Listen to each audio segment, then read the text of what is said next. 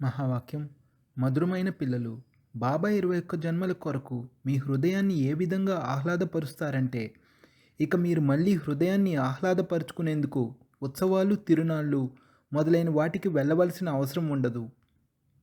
ప్రశ్న: ఏ పిల్లలైతే ఇప్పుడు తండ్రికి సహాయకులుగా అవుతారో వారి కొరకు ఏ గ్యారంటీ ఉంది?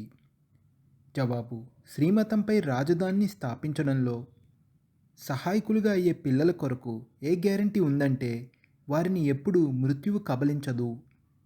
సత్యయుగ రాజధానిలో ఎప్పుడూ అకాల మృత్యువులు సంభవించవు. సహాయకులైన పిల్లలకు తండ్రి ద్వారా ఎటువంటి ప్రైజ్ లభిస్తుందంటే, దాని ద్వారా 21 తరాల వరకు అమరులుగా అవుతారు. ధారణ కొరకు ముఖ్య సారము.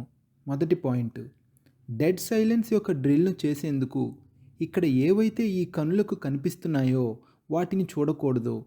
దేహ సహితంగా బుద్ధి ద్వారా అన్నింటినీ త్యజించి తమ ఇల్లు మరియు రాజ్యం యొక్క స్మృతిలో ఉండాలి. రెండో పాయింట్: మీ క్యారెక్టర్ యొక్క రిజిస్టర్ను ఉంచాలి. చదువులో ఏ విధమైన పొరపాటు చేయకూడదు. ఈ పురుషోత్తమ సంగమ యుగంలో పురుషోత్తములుగా అవ్వాలి మరియు తయారు చేయాలి. వరదానము: సదా సర్వప్రాప్తులతో నిండుగా ఉండే హర్షితముఖ హర్షిత చిత్ భవ. సదా సర్వప్రాప్తులతో నిండుగా ఉండే హర్షితముఖ హర్షిత చిత్ భవ.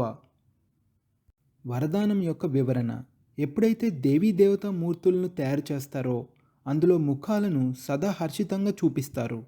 ఈ సమయంలోని హర్షిత ముఖులుగా ఉండటాన్నే స్మృతి చిహ్న చిత్రాల్లో కూడా చూపిస్తారు. హర్షిత ముఖము అనగా సదా సర్వప్రాప్తులతో నిండుగా ఉండటము. ఎవరైతే నిండుగా ఉంటారో వారే హర్షితంగా ఉండగలరు.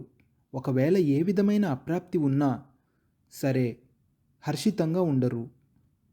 హర్షితంగా ఉండేందుకు ఎవరు ఎంతగా ప్రయత్నించినా బయటకు నవ్వుతారు కానీ హృదయపూర్వకంగా కాదు. మీరైతే హృదయపూర్వకంగా చిరునవ్వుతో ఉంటారు.